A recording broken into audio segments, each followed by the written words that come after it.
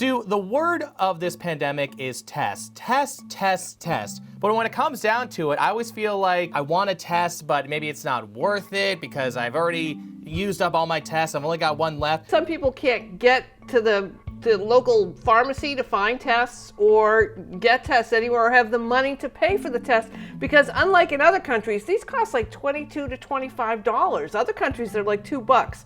So the Biden administration is kind of trying to fix what many people think they did wrong regarding their attack on COVID, which is stop emphasizing tests as soon as we got vaccinations. So on Monday, they made details available on a policy they have to help Americans get free COVID-19 tests by either getting them to them free or getting you to be able to get reimbursements from your private insurance companies. Sue, I'm loving it because if it's free, it's for me, especially when it comes down to the safety of myself and my family and my friends. So what are the details? When is this starting? It's starting on this coming Saturday, January 15th, and if you're covered by a health insurance plan, you can purchase an FDA authorized or approved over-the-counter COVID-19 diagnostic test, and you'll be able to have that test cost covered by your insurance. I always feel like I'm trying to ration my tests. I'm trying to save it for when it's really worth it. Am I sick enough? Should I wait?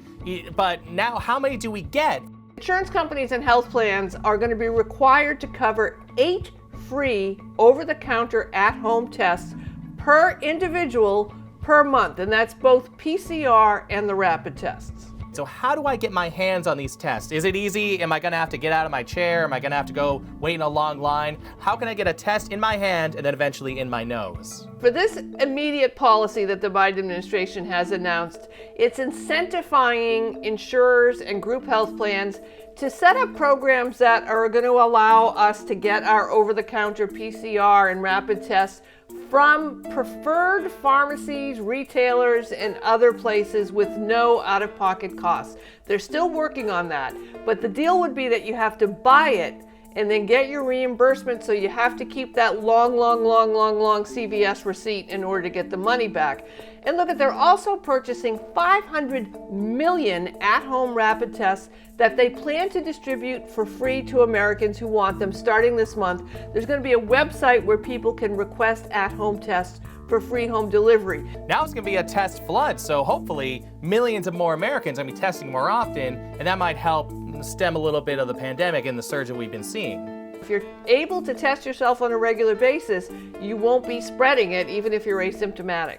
So what if somebody's on Medicaid or they have some sort of children's health insurance program? The CHIPS program, Medicaid, lots of bureaucracy there anyway. Those programs already must cover FDA authorized at-home COVID-19 tests without cost sharing, meaning you having to pay for it. But if you're on Medicare, some of these tests won't be reimbursed through the program, so you should go to the Center for Medicaid and Medicare Services and check their website about how you would be reimbursed or covered or what you can or cannot do. Besides the free tests, getting them sent to your home and just going out and buying them if you want them, what else are they doing to make sure everybody's getting tested? On this federal level, the government is establishing 20,000 free community-based pharmacy testing sites. They're creating surge testing sites. They're going to be providing those 50 million free at-home self-tests to community health centers and rural clinics with the hope that they will also know where best to distribute them. As somebody with a young boy that can't get vaccinated right now, that makes me really happy because I can get the tests that I need throughout the month. Everybody else is hopefully getting tested more. So this feels like good news. Sue, is this the year of good news, 2022? A little bit of the upswing? Yeah, I certainly hope so. I think we all have figured out what tools we need in our COVID fighting toolkit. Again, masks, vaccinations, booster, distancing, and COVID testing so that we can keep ourselves safe and not be spreading this virus. Certainly there's going to be more variants, so we need to know what to do to battle COVID-19.